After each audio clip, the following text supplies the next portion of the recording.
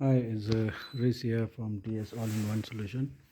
So we are busy installing for the 12 kVA system. This is a battery for Greenrich. It's a 10 kilowatt. This is an inverter for the 12 kVA 3-phase.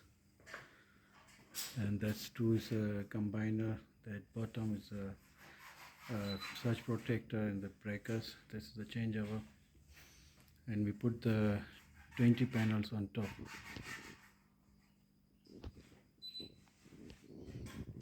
And there's a tile roof. Let me show you. Okay, you can't see, you need to go up. This is the roof. We put about 20 panels, 10 and 10, one group. So everything is going well.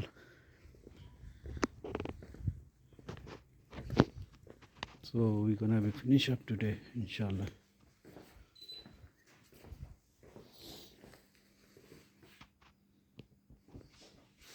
We're almost done. We're just going to connect the DV box. And here's the DV box.